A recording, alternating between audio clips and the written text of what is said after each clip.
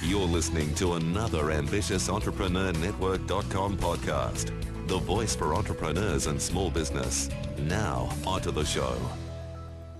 Welcome to Smart Connect Podcast, the podcast for small to medium-sized enterprises. Join your host, Anne-Marie Cross, as she interviews business experts and industry thought leaders on best practice initiatives, innovation, and insights to help you grow your business.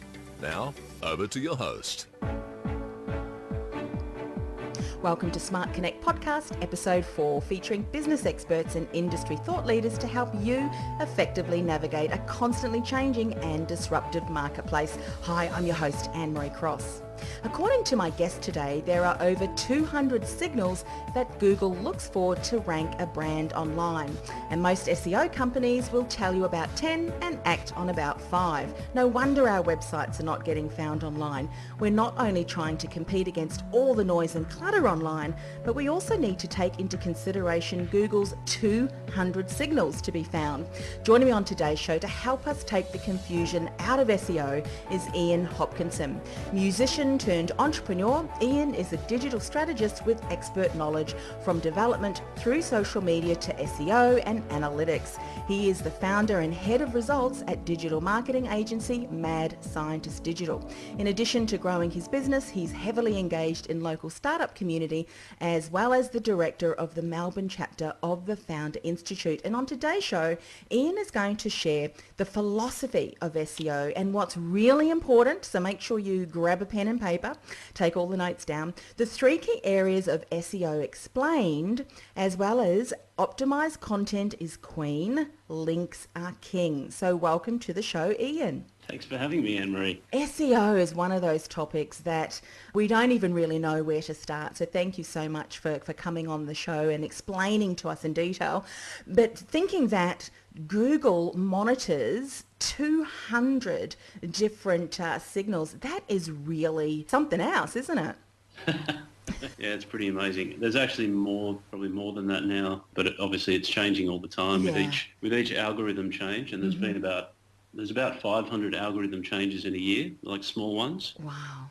And in the past year, there's probably been about 6 or 7 major ones. So, of course, all about keeping the bad stuff out of our search results. And what's really interesting, if you think that keeping up with business in our own industry is something that we're all trying to do, but then again, when we're looking at getting found online and there's so much competition, to think that someone as yourself, you keep up to date, you're able to support us in knowing what to do and, of course, what not to do. Because some of the things that were once accepted and things that we needed to do could almost overnight be something that really it's negative for what we're doing, isn't it? It negates everything that we do. Yeah, and it's interesting sort of wrestle, I suppose, with understanding the difference between what Google says and what Google does.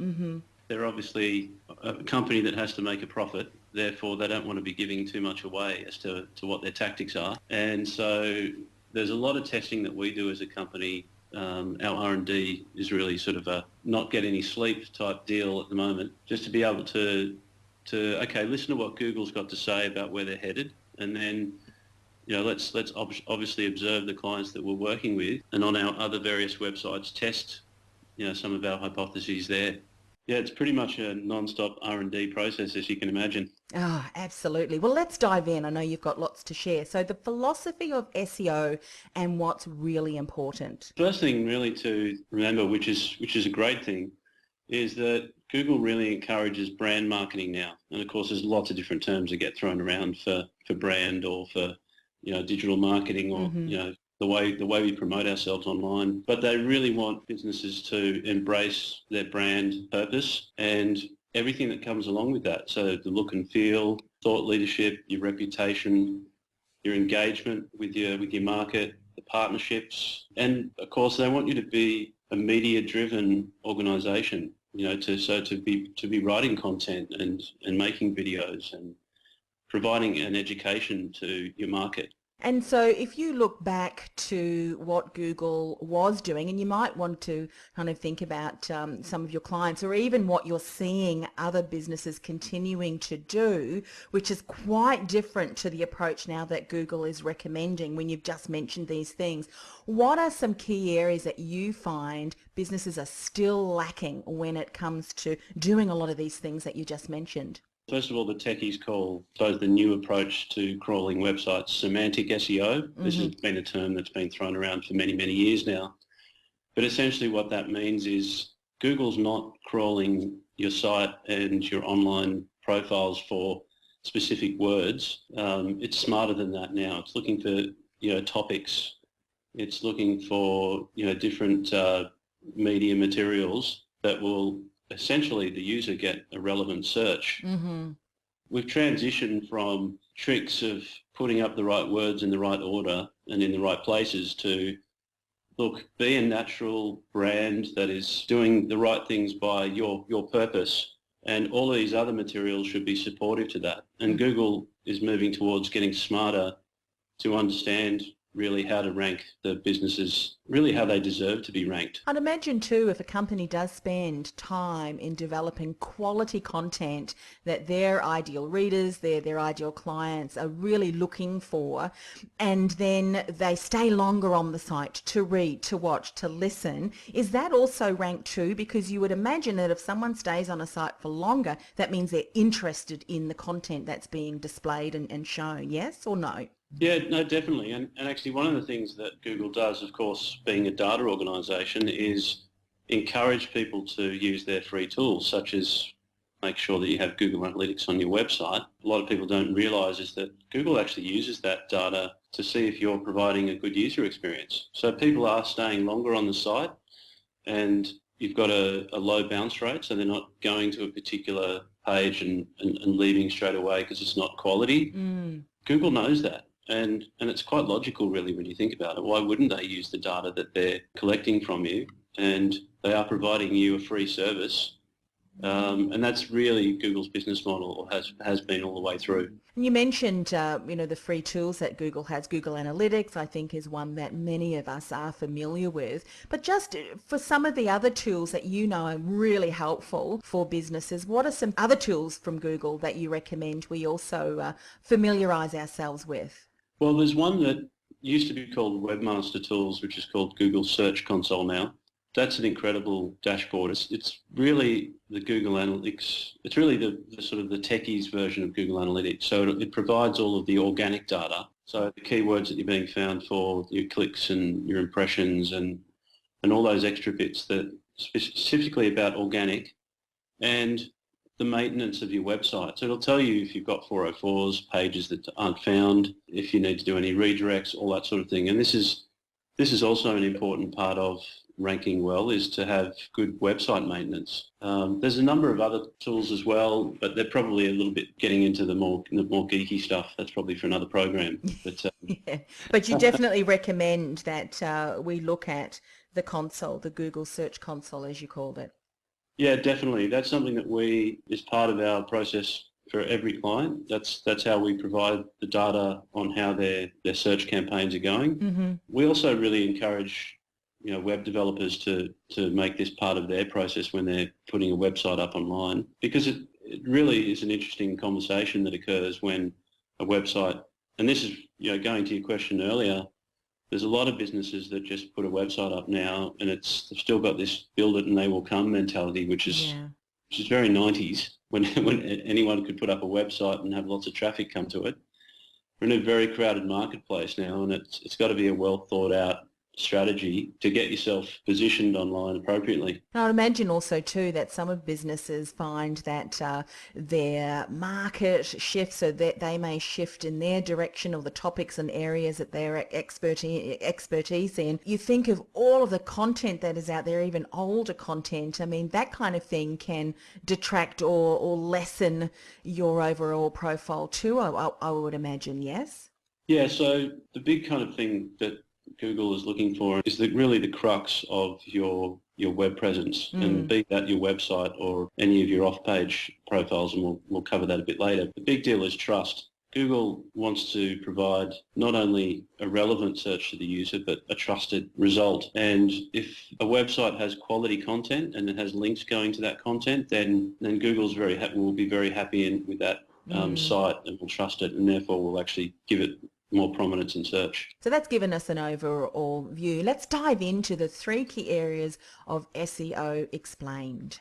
There's probably more than 3, but just to keep it simple, there's what we call on-page, or what some people call on-site SEO, which is really the foundational stuff on your actual website itself. So making sure that the website actually aligns with all of your marketing goals and who you're targeting. So that really goes to how the pages are set up as far as the content they've got on there, the titles, the descriptions, how the pages are connected, the images you've got there, any video that's embedded. That basically being properly optimized according to a keyword focus, if you like. This is probably one of the most important points I can make to anyone about SEO at the moment. On-page SEO often gets left. It often gets forgotten. Quite a lot of our clients who have been doing SEO for years come to us for us to do an audit, and their on-page SEO hasn't been done. Whoever's been doing their SEO has skipped all of that and gone to the second stage, which to me is really flabbergasting, because it's a little bit like starting out, with the roof and not actually building any walls or foundation on the house. Wow. And so starting off, as you said, on page, on site, another word or phrase for that, being that it aligns with the topic, and this is where you would use the keyword focus. So in other words, if you were talking about, well, let's say, for instance, we're writing an article on SEO, that means that the images or the videos or anything else that's mentioned does somewhere have links and keywords that focuses on the term SEO. Is that right? Am I understanding that correctly? Yeah, so they're the basics of it. You would make sure that there's essentially what we call an alignment there. It makes sense as far as, the title, the URL, the opening paragraph, the subsequent content after that.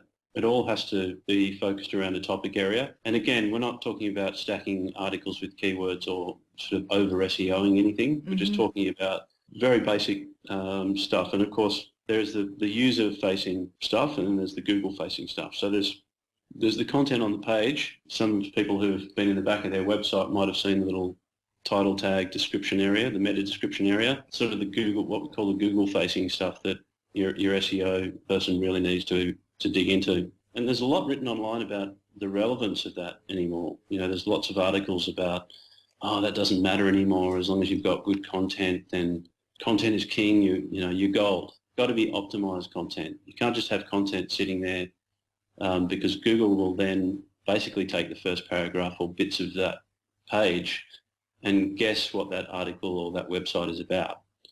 So this is where SEO people come in. There are a set of Google guidelines that they provide to webmasters to optimize your site, and that's essentially what we follow as we go through that Google-facing stuff in the background. So you could have the best article with great content that your ideal client wants to know about, but if it's not incorporating some of these key things that you just mentioned, it may never get found.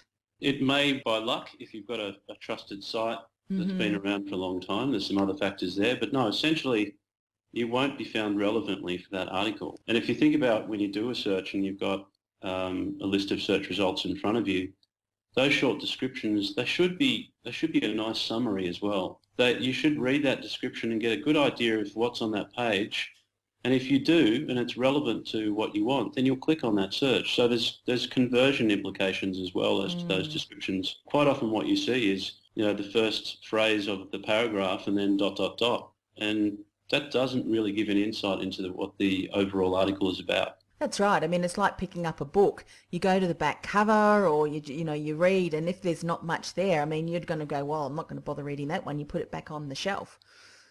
That's right. You've got that 2 or 3 seconds to grab someone, and we know how quickly we refine our search if we don't get the right thing. Yeah, absolutely. I've got to go back and put, Melbourne or Sydney in that one, or I've got to put an extra word in, or it's funny, then we tend to blame Google and say, oh, that wasn't very relevant, was it? But it's a two-way street. Yes. Google has has a pretty hard job when you think about how much there is to of the world's information to organise. They really do rely on us to set up the website accordingly. And on top of that, I mean, this is probably a whole other program, but there's probably about 20 to 25 ways to search for things as well. Mm-hmm. We complain about the tool, but we don't really know how to use it. There's a number of different ways, and I'm actually working on a book about that at the moment, that you can use the search engine. So rather than everybody saying, oh, Google, get your act together, or webmasters, get your act together, as users of the search engine, why don't we learn more about how to use it properly? Exactly. It's like the driver's blaming the car, oh, I don't know how it ended up in the ditch. Maybe we need to look at the driver of the vehicle. As you know, everything that we're speaking about today, we can really dive deeply into the topic. But let's talk about the second key area of SEO explained. So the second key area is really what we call the off-page SEO, and that is everything that's not on your website itself. This would actually include the third component, which I'll get to as well, but I separated that out because it's quite a big area, and that's the local SEO. So all of our social media engagements, for instance, is now taken into account as to how active we are as a brand online. So it's important to think about, as an example, say your presence on Twitter ties in with your overall brand marketing approach. Isn't that interesting?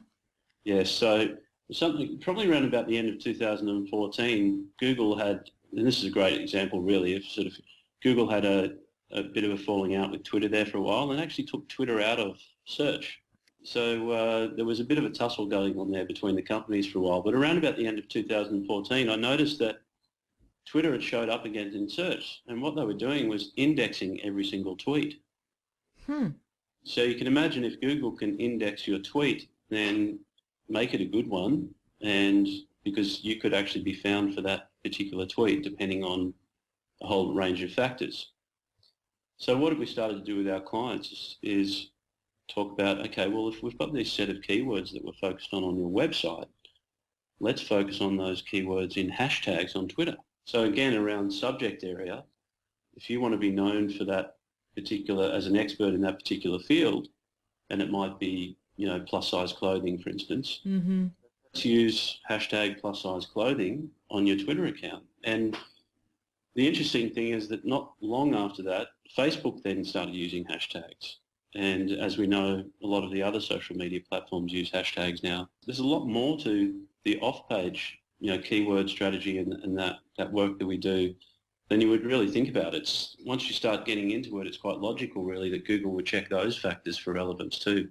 Isn't it amazing how, many years ago, a lot of the companies and businesses that I was speaking with would often say, oh, social media, a fad. Well, look at where we are now. But to think that our online digital footprint, the keywords that we share, the content that we share can impact positively or even detract, depending on what we're sharing, the brand and what we are getting found for. So really, I can see how many companies are confused about all this, because not only SEO, but then we're looking at social and how we're sharing. It really, companies these days need to sit back and really plan a great strategy that incorporates all of these key areas, because if one area lets them down, for instance, if they've got a great website, they're doing lots of SEO, but they're neglecting any of the other tools, the social media tools, that could be negatively impacting how they're found, particularly if they really want to become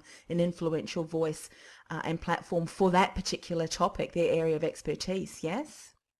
Oh, absolutely. I mean, I think gone is the day where you can just, and I used to experience this with clients of, about 6 years ago when everyone was trying to work out what to do on Facebook as a business.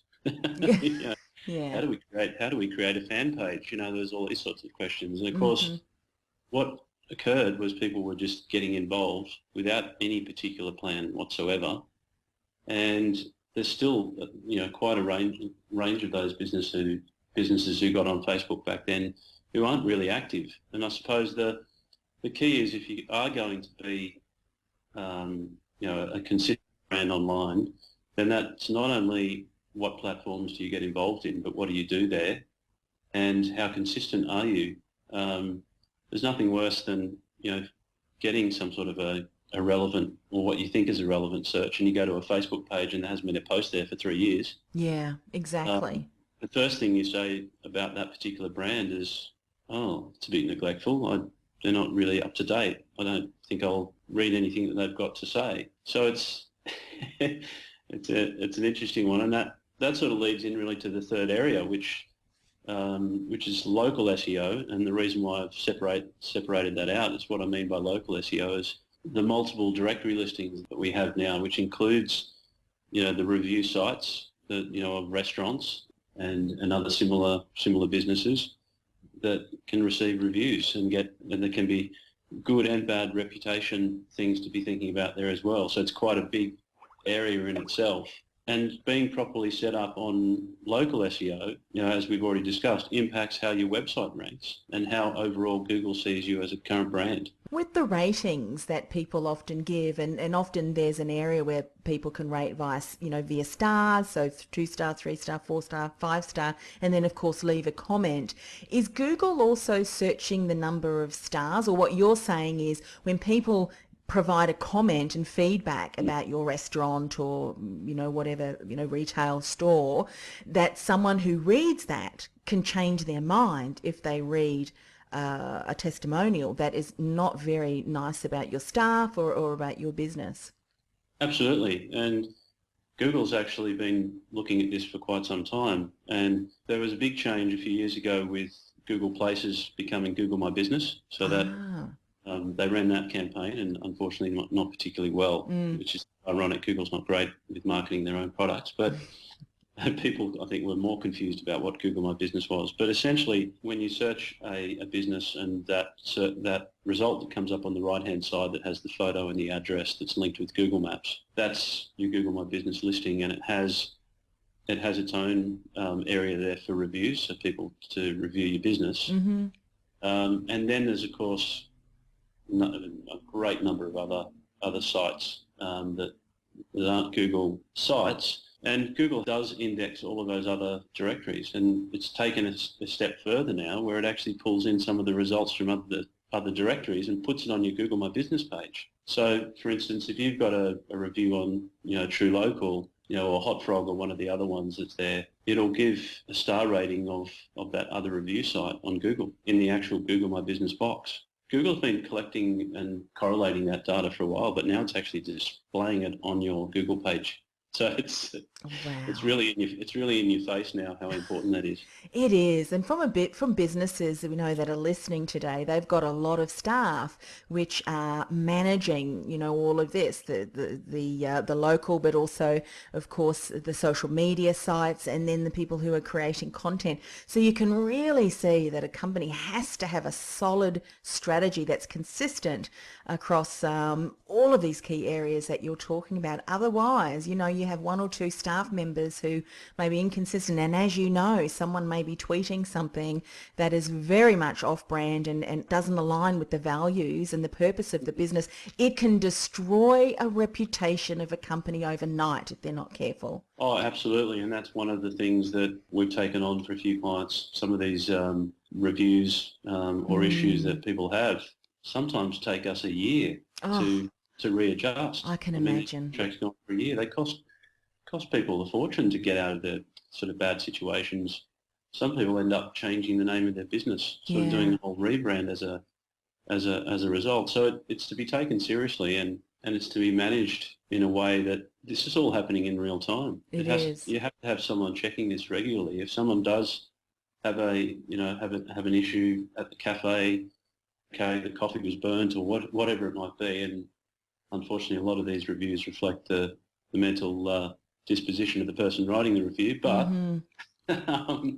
if the actual business needs to take on that feedback, then be there to reply, be there to offer something to the customer. We've helped businesses actually have some good templates or some good ways of responding to customers, and in some cases people have been so impressed that they were reached out to by the business that they've actually then taken the bad review down. And really, I think if someone is doing a search, and let's face it, every now and again as a company we may just something slips through the gaps. But as you say, it is how we respond to that. And also if someone's looking and doing a search and can see that there's consistently praise, there's consistent high rankings, the images that are being shared shows of fun, all of those different things, then when something like that happens, and it may not negate and require a whole rebrand and whole change of business, and that in itself is would be huge, absolutely huge. Absolutely, and look, the same goes for the people that you get involved in your marketing as well. You have to be very careful who you get on your team. Mm-hmm. One of the big things, I suppose, in SEO over the years has really been this idea of so much of it being invisible, or at least hard for the client to understand. Suddenly they realise that there's 700,000 backlinks to their website that was bought in India somewhere, and their site is actually completely taken out of Google altogether. And over the years, sometimes that people have to actually build a new website under a new name or a new URL. So I can't, like, the gravity of being on the back foot with that, I can't sort of stress that enough. Sometimes just one error can require, as you said, well over 12 months of strategies and tactics to turn that around. So be very, very careful. Let's talk about the third area that you wanted to share today, about optimized content is queen and links are king. Yeah, well, that was my humour a little bit, because I hear people saying content is king all the time. Yeah. And look, content obviously is very important. We've covered that a little bit in the call, but links is really the number one. Links is the number one out of those 200 signals. Links is number one and content is number two. That's that big trust factor. Being an awesome brand, having great partners, having people link to you is much, much more important than the content. However, of course, without awesome content, they're unlikely to link to you, or without the proper brand marketing strategy behind it. And of course, as I say there, the content has to be optimized. It has to have those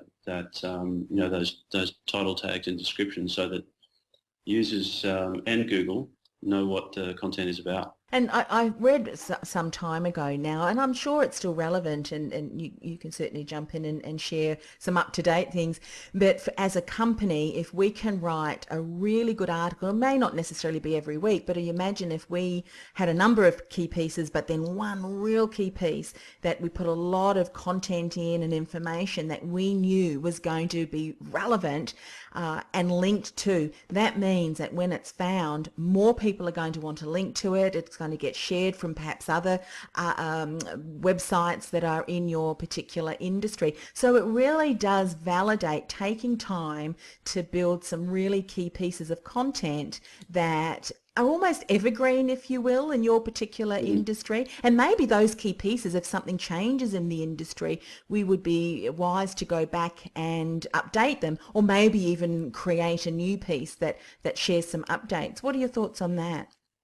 Yeah, absolutely. And look, there was a lot of emphasis when content really emerged as something that Google was looking to. There was a lot said about consistency, but as you say, having some meat on the bone. So not just having this sort of 250 word thing that goes up each day. It's not really good enough now. Our research shows that many of, sort of 90% of those stable first page results have on average about 1,800 words.